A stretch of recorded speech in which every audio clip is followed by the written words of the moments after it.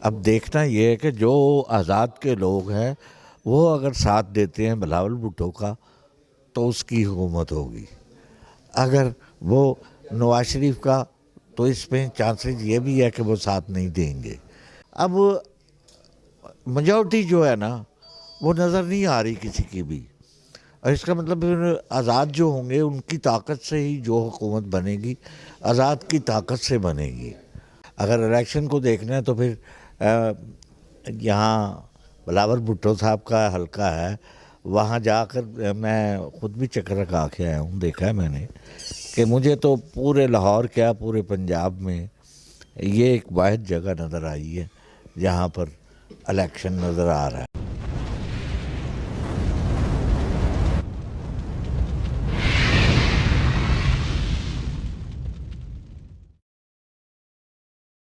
जी बिस्मिल्लाहिर्रहमानिर्रहीम। अस्सलाम वालेकुम नाज़रीन, अली फ़ारूक हाज़िर है। आज हम उर्दू बाज़ार में आए हैं। ऐसी शख्सियत से आपकी मुलाकात दोबारा आज करवाएंगे कि जिसने मुख्तलिफ़ अदवार देखे, सियासी और मार्शल लॉ का दौर भी देखा और मुल्क में इस्तेकाम भी देखा और अदम इस्तेकाम भी देखा, यानी बहुत से दौर देखे उन्होंने। और ये जानी पहचानी शख्सियत हैं अंजुमन ताजरान पाकिस्तान के सदर खालिद परवेज़। इनसे बात करते हैं, जो सोशल वर्कर भी हैं, उनसे बात करेंगे। जी अस्सलाम वालेकुम खालिद साहब। खालिद साहब, इलेक्शन होने जा रहे हैं, वो गहमा गहमी नज़र नहीं आ रही जो हमें किसी दौर में नज़र आती थी, सिवाय एक हल्के के। आप क्या कहना चाहेंगे? बेसिकली इसकी कोई वजूहत भी होती हैं।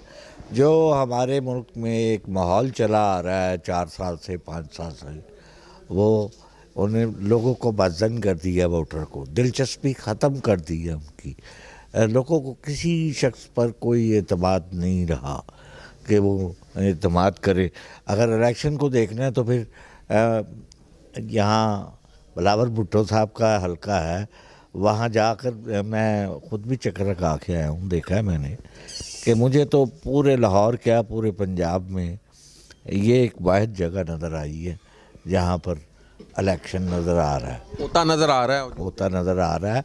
और बज़ाहिर वहाँ लोगों की दिलचस्पी भी है, गहमा गहमी भी है, जैसे आम इलेक्शनों में हुआ करती है।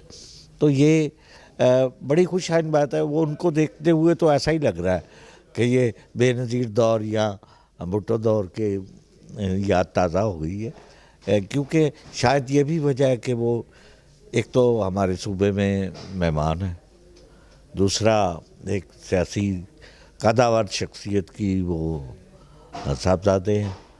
तो मैं समझता हूँ कि इस वजह से भी है कि लोगों में शऊर उन इलाकों में शऊर उजागर हुआ है और लोग निकले हैं। वहाँ हर आदमी को देख रहे हैं कि वो बहस भी कर रहा है, टोलियाँ भी जा रही हैं, लोगों को कन्वेंस भी कर रहे हैं और फिर रहे हैं। उनके साथ जो कैंडिडेट खड़े हैं, जिस तरह मियाँ मिसबाहुर रहमान साहब हैं, वो किसी तारुफ के मोहताज नहीं, उनका एक बड़ा तारुफ है और उनके तारुफ की वजह से आज देखें वहाँ एक गहमा गहमी देखने में आ रही है। अभी क्योंकि इतने बड़े जलसे भी कहीं नहीं हुए जितने वहाँ पर हुए हैं, और वहाँ जलसे भी बड़े हुए हैं और लोग निकले भी हुए हैं और वैसे ऑफिस वगैरह खोले हैं जहाँ वो लोगों को कन्विंस कर रहे हैं, वो महसूस हो। एक चीज़ मैंने पूछनी थी, आज़ाद उम्मीदवार बड़ी तादाद में आगे हैं और एक पार्टी पर पाबंदी भी लग चुकी है, उसको निशान भी नहीं मिला। वो कानून के मुताबिक जो सूरत हाल बनी है, तो आज़ाद उम्मीदवार आएंगे, वो किस करवट बैठेंगे? आपको क्या नज़र आ रहा है? आप सियासी तजज़ियाकार भी हैं, बताइएगा। देखिए, आज़ाद उम्मीदवार हैं भी और नहीं भी। उन तमाम आज़ादों का ताल्लुक़ जो है उसी जमात से है जो जमात को पार्टिसिपेट नहीं कर रही, वो उसको आने नहीं दिया गया। तो ये इनका ताल्लुक़ उनसे भी है। बहुत सारे ऐसे आज़ाद उम्मीदवार हैं जो घर घर जाकर इमरान खान का नाम भी ले रहे हैं, उनका निशान भी कर रहे हैं, हालांकि उनको अलग निशान मिला है, हवाला दे रहे हैं। वो तस्वीर लगाई हुई है उन्होंने अपने लीडर की। हवाला दे रहे हैं और ये इससे ये हुआ कि अगर 10 आदमी है तो 10-10 का यही नारा है अंदर जाके। वो कहते पूछ लें उनसे, जी आपका क्या है? वो जी हमारा ये है जी। ये यानी कि ये वो क्या हमें पार्टी ने कहा है। तो इस तरह की है, जाएंगे कहाँ ये तो आने वाला वक्त बताएगा कि इन्होंने कहाँ इनका ज़हन बनता है। आज़ाद है ना। पाकिस्तान में हमेशा दो क़ुव्वतें रही हैं।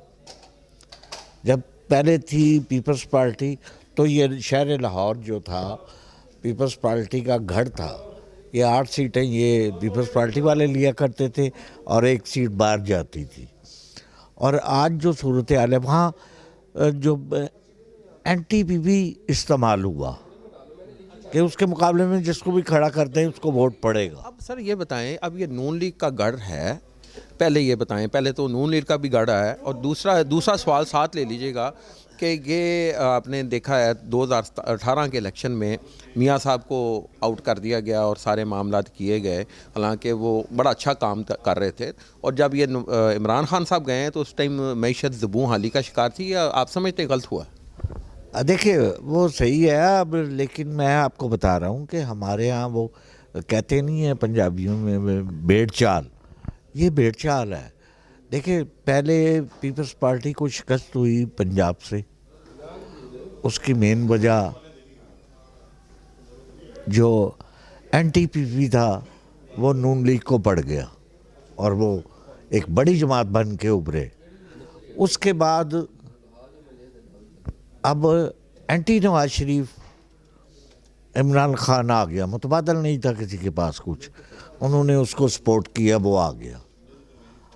अब जो मैच हो रहा है, अब 3 हाथों में बात चले गई है जो मैं देख रहा हूँ। एक तो जिसने एंटी नवाज शरीफ है उसने नवाज शरीफ को वोट नहीं डालना, वो तकसीम भी होगा और मेरा ख्याल है वो पीपल्स पार्टी को ही जाएगा वोट, जो क्योंकि वो तबलीग भी कर रहे हैं इस किस्म की, उन कारकुनों से रिक्वेस्ट कर रहे हैं कि भाई इनको वोट ना दें, हमें वोट दें। ये चीज़ है।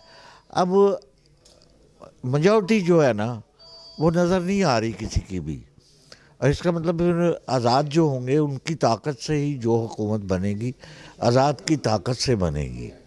और आज़ाद जो आएंगे तो वो किसके साथ चलते हैं, वो जाहिर ही है कि जो एंटी नवाज शरीफ हैं वो सारे पीपल्स पार्टी में जाएंगे। जब 2 धड़े हो जाएंगे तो फिर वो पीपल्स पार्टी की तरफ रुख करेंगे, लेकिन नवाज शरीफ की तरफ रुख उनका नहीं होगा क्योंकि वो एंटी नवाज शरीफ है। सर दूसरी मैंने कहा खिचड़ी सी बन गई है, कोई चीज़ सामने वाज़ह तौर पे हमें नज़र नहीं आ रही कि कौन सी पार्टी आएगी इक़्तिदार में, फेवरेट कौन है। देखिए पार्टी तो 2 ही है इस वक्त, तीसरी पार्टी ने तो हिस्सा नहीं लिया ना, आप उसको आउट किया गया ना। तो अब जो 2 पार्टी हैं उसमें से अब देखना ये है कि जो आज़ाद के लोग हैं वो अगर साथ देते हैं बिलावल भुट्टो का तो उसकी हुकूमत होगी, अगर वो नवाज शरीफ का तो इसमें चांसेस ये भी है कि वो साथ नहीं देंगे किसी सूरत में भी। अगर वो बिलावल भुट्टो मेजॉरिटी ले जाता है बाकी पूरे मुल्क में तो फिर मुझे उम्मीद है कि वो सारा जो इस वक्त आज़ाद जितना भी होगा वो उनके साथ जाना पसंद करेगा। अब ये बताएं, पार्टी जो भी आ जाए, बिलावल भुट्टो और जरदारी भी अगर आ जाते हैं आज़ाद उम्मीदवारों की मदद से, या अगर वो मियां मोहम्मद नवाज शरीफ साहब आ जाते हैं, इनके पास इन मसाइल का हल है जो जिस तरह माशी दलदल में हम फंस चुके हैं? देखें ये अगर आप कहें कि ये हुकूमत ताकत वाली हुकूमत आएगी, ताकतवर होगी, अख्तियारात होंगे, तो ये नामुमकिन है। ये मजबूत हुकूमत आप नहीं कह सकेंगे। जो भी हुकूमत आएगी मुल्क की मैशत जो है आने वाली हुकूमत पर इन्हिसार कर रही है। तो अब इसमें देखना ये है कि कितनी मेजॉरिटी में अगर इसी तरह का रहा रुझान तो फिर ये सिलसिला जू का तो ही रहेगा, इसमें एक बहरान ही रहेंगे। जो हमने पीछे बहरान काटे हैं ये इसी तरह के बहरान रहेंगे, लेकिन बेहतरी की तरफ देख रहे हैं हम कि बेहतरी आएगी। तो ये तो आवाम पर है, बाशऊर आवाम है, किसको वोट देते हैं, किसको आना चाहिए, ये इनकी सलाहियत ही नहीं बताएगी कि कौन इनके लिए कुछ कर सकता है।